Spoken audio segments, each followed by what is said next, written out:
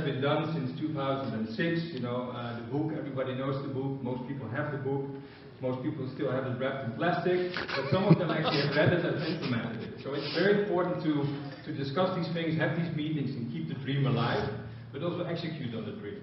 So today we're going to talk about how do we create value in diabetes. In this case it's type 1 diabetes, so not to confuse with type 2. Just to educate a little bit, Netherlands, 18 million people. We have around 1 million, 1.2 million people with diabetes. 10% of them have type 1. So we have around 100,000 people with type 1 in the Netherlands. And most of those patients are being diagnosed at an early age. It does have to be an early age. You can also be 36 or 40 and you get diagnosed, but most of these patients are diagnosed at an early age. So this is a little bit of the breakdown. This working? Would be good if this works. Yes, thank you. These were headlines from last year in the Netherlands. And actually these headlines say that people with type 1 diabetes live on average 13 years less than people that do not have type 1 diabetes. So if your child, 5 or 6, gets diagnosed with leukemia, the chances that this child is diagnosed with leukemia, the survival rates are better than the child with the same age with type 1 diabetes. Just to give you kind of an atmosphere of what the disease is. When you look at, you know, the complications and the things that people have to manage with type 1 diabetes, they live 13 years less. The divorce rate of parents with children with type 1 diabetes is 100% higher. Productivity is lower. Absence of school performance is lower. So type 1 children have less chance to get an education or a better job. And we can go on and go on and go on. There are actually 3 phases in the disease. That's the onset. So, you know, if you're lucky, you go to the GP and you manage that there's something wrong. In this case, mostly with a child. If you are unlucky, you go with sirens to the hospital and you get admitted to the ER. That's the onset. The second phase is that you need to deal with your disease. We'll talk about that later. But that means that you are, for life, until now, you have to deal with that disease. So you need to be managing your disease by yourself. 336 days, you need to do it by yourself. The other days you get help from nurses or physicians, but it's mostly something that you need to manage by yourself. You go by puberty. If you have children in puberty, you know how their hormones go. You know, there are 42 factors, not only food, that influence your hormones and also that behavior. And then in the late phase, you know, you get the secondary complications. There's also the early death, as mentioned. This is data actually showing, you know, the amount of patients that are affected.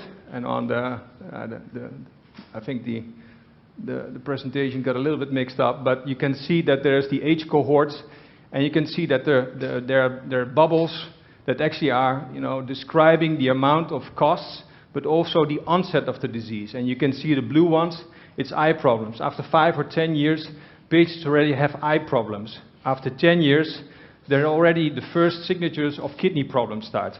This is data actually retrieved from a big insurance company, where the CEO is also here, from Zilveren Kruis. So this is a collaboration between DIABETER and Zilveren Kruis, where we actually looked at the claims data, our outcome data, and actually we have also a publication on this. So the essence of this is that you need to manage your glucose well, because otherwise you end up with all these kinds of microvascular complications, which will drive costs, but also influence patient outcomes. If you look at the macro complications, the macrovascular complications, stroke, myocardial infarct, these are, you know, describing the incidence of myocardial infarction, strokes over the years.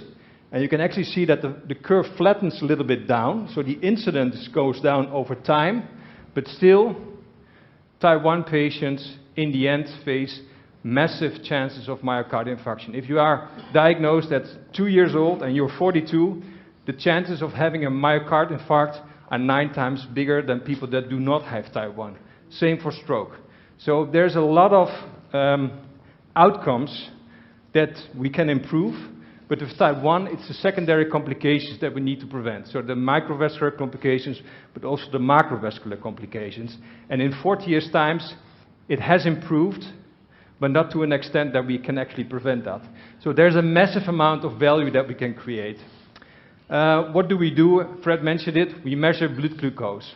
You know, we used to do that with strips. Now, luckily, there are sensors and automatic systems that measure that.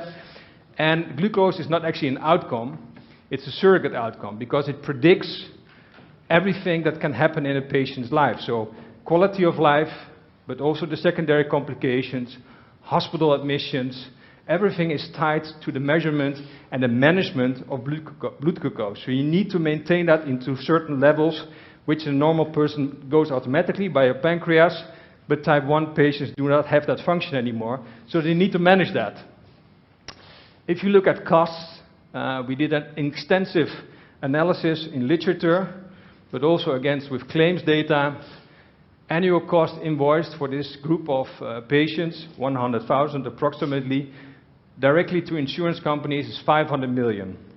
If you look at, you know, the cost associated with it, you know, absence of leave, welfare costs, it's around 1 billion. And if you calculate and capitalize the loss of life, 13 years, it's another 1 billion. So 100,000 patients in the Netherlands, average costs is around 2.5 billion euros, which is huge. So on the outcome side, there is massive improvement that we can realize.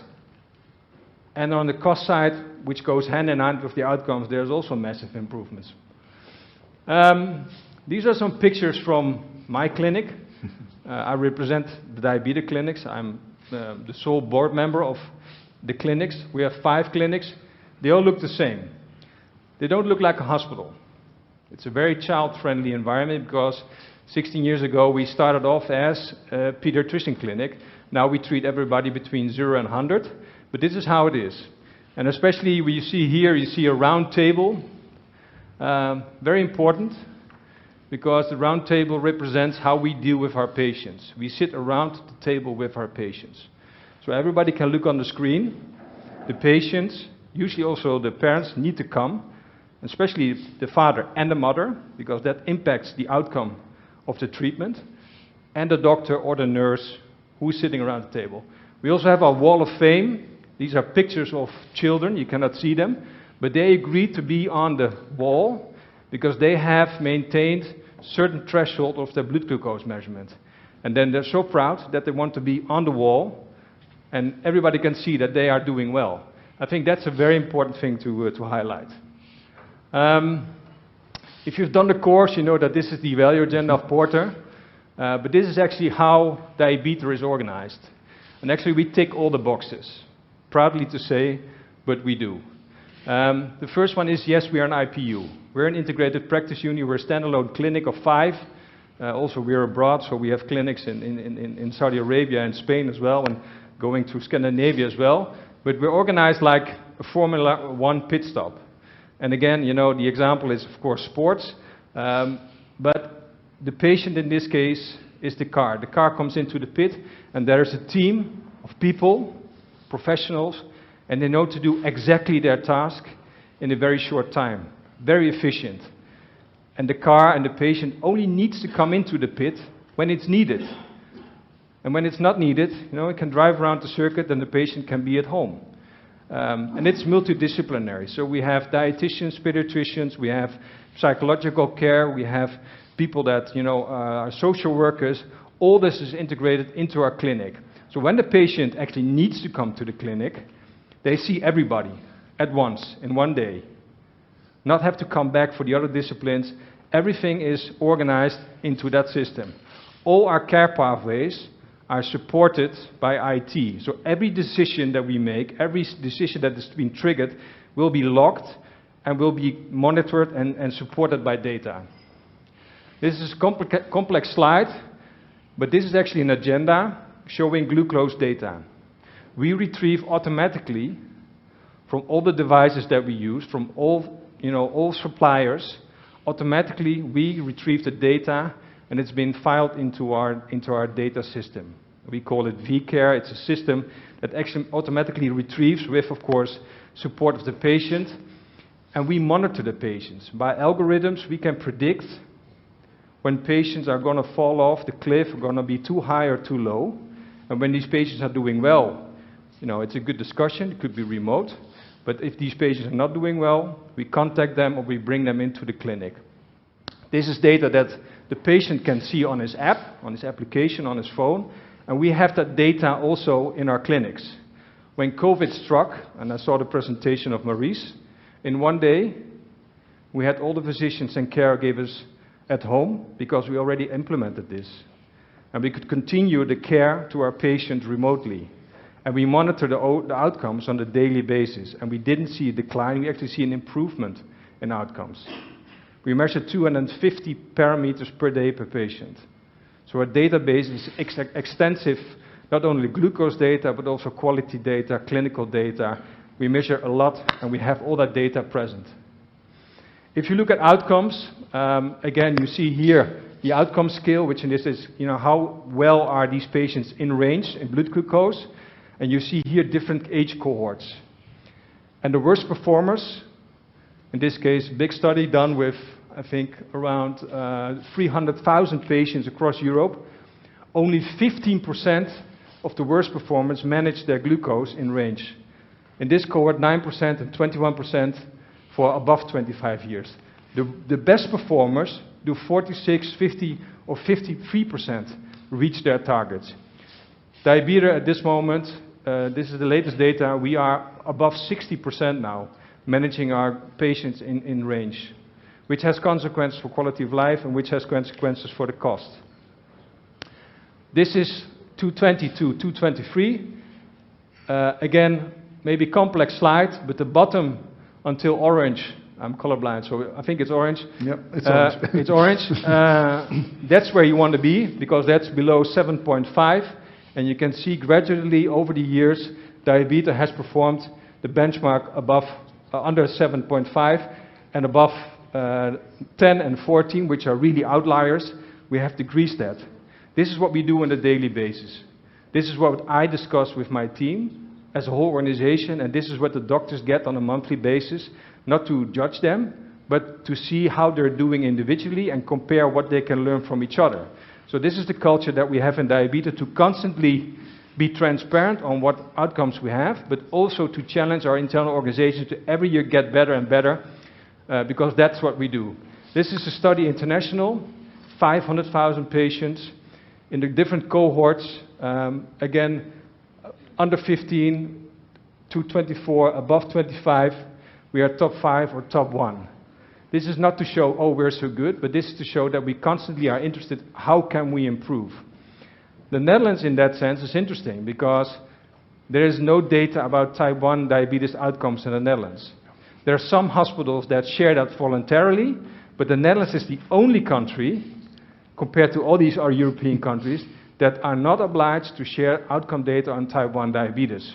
So when here was mentioned in the panel, yeah, we need to compare and we need to know what kind of data there is, we also have to make sure that these kind of data are being transparent, so the patient can choose where he needs to go, the insurance companies know where to buy, and that we can compare between our caregivers as well. So this is my choice, is only to compare with international benchmarks. We also measure costs, so we measure costs structurally. We know the cost of our care delivery, we know our productivity, and on average we are treating 3 to 4 times as much patients as the average in the Dutch hospitals. So our knowledge business case is quite positive, because we only do type 1, which means we have a lot of knowledge about that disease, but also our productivity is much larger than hospitals, which makes us, in that sense, also, from a knowledge point, I think, a better advantage. Porter says you need to move to bundled payments. For me, that's not a goal in itself. What we wanted to do is that, okay, we perform quite good in the Netherlands, and of course I'm biased, but the data shows I do. But I actually get paid in the same way as all the other providers. So what we did is, with Zilveren Kruis, which is represented here in the room, but also it's the largest health insurance company in the Netherlands, with almost 30% market share, we sat down and said, okay, how do we change actually this? How can we actually get paid for the value that we deliver? And the contracts that we have now are quite transactional. You know, we negotiate 6 months, we celebrate for 3 months, and then the whole circle starts again. And actually, we do not have any incentive to do better than our peers. So what we did is we sat down with the insurance company and said, what's the ambition? And the ambition is that we want to have a complicated-free life for our patients. And of course, we want to do that also at minimal costs. And that's not, you know, per se the driver of an insurance company to lower the cost, because they're very much interested in quality. So that was our shared ambition. And then we said, okay, what kind of outcomes do we want to reach? So we set outcomes on, you know, quality of life and simple parameters as glucose, but we also said, how do we actually, you know, incentivize those? But also, we wanted to have integral responsibility for the patient. So we want to have the space to do what's possible for our patients and an insurance company to back us up, which they did. 1 year, again, is transactional. It doesn't make sense, because diabetes is a long life disease. It's a chronic disease. So if you want to measure year by year, it's difficult. The complications come after 10 or 15 years. So we also said, you know, we want to improve, but we want to have commitment. So we did it for quite unique for 10 years, which is unique in the Netherlands, but it's also unique in the world. So this is the first 10-year outcome data agreement that we have with an insurance company. But also to perform and to see what we do, we needed to compare. So we have the third party, you know, comparing our outcome data with the claims data of the insurance company and combining that. For us, as a relatively small, you know, healthcare provider, that's quite, you know, a leap of faith, because, you know, insurance companies talk about billions and we talk about millions. And if something goes off, you know, that's a leap of faith. So we also built into the agreement that there's a kind of safeguard. If something really goes off the road, you know, we have a discussion. And I think that's the most important part.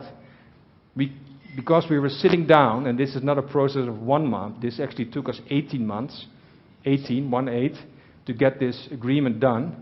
We started out at 2 sides of the table, and in the end we were sitting around a round table discussing how can we actually manage this. And I think this is a great example, actually probably for me the only example, how you can actually construct these kind of agreements. You need to sit around the table, get all the biases and all the opinions out of the room, and actually look at what's important, and then that's outcomes. And if you can manage that, you know, I get questions, what's the most important part of driving this? I think for me it's getting, you know, they're not different tables, there should be only one table. And in that sense, the insurance companies really chipped in and actually helped drive this. Because without the insurance companies, it's not going to fly. So we had this agreement, which we proudly signed already in 2018. So we're now actually 5 years down the road. And yes, we have lived up to the expectations. Yes, we have lived up to the agreement. We actually outperformed the contract or the agreement. So everything is, in that sense, is very positive. And this is, you know, the schematic thing, of course. You have the different DRGs. Yes, we still invoice the DRGs. But we actually looked at what's the total cost of treating a type 1 diabetes patient. So we calculated, you know, the average cost. And then we said, this is something that we're going to compare every year and see how we do towards, you know, the average in the Netherlands.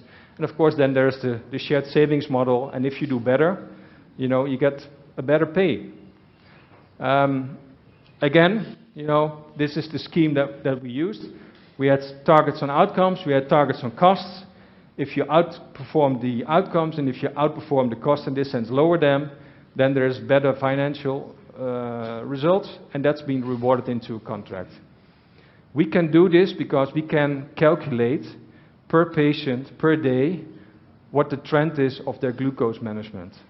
And we can actually compromise that into 1 page.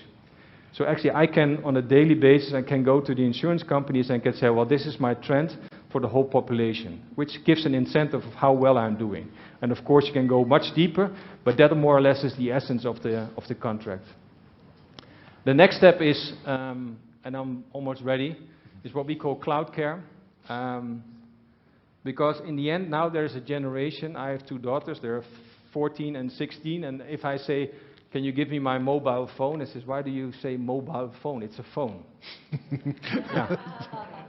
But that's the reality. They do everything on their phone.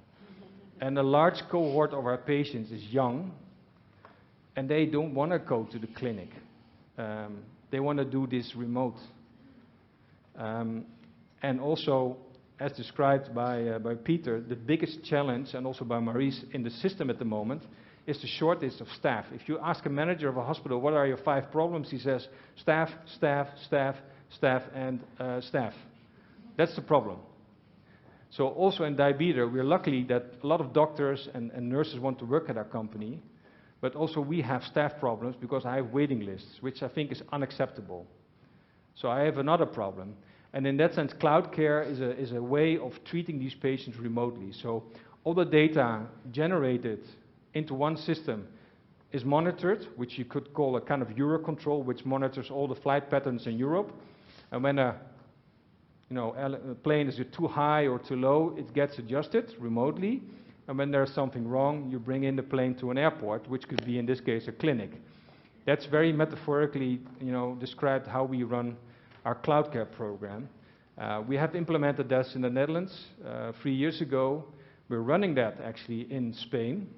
In Barcelona, we have 2 big children hospitals where we actually triage and run their pediatrician clinics remotely. And also we have a clinic now in Saudi Arabia and expanding on that as well. And this is a physical clinic. So, and lastly, you asked me what kind of developments is. We're going to take care of the whole population. I say, quote unquote, whole population of Iceland, which is 350,000 people. They have around 1,500 type 1 diabetes patients. And we're going to monitor them remotely because the hospital is lacking staff and doctors to actually do it quite well.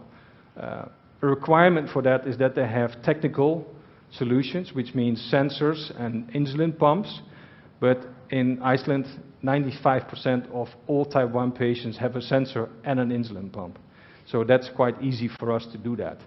And this is just giving you a highlight of where the future goes.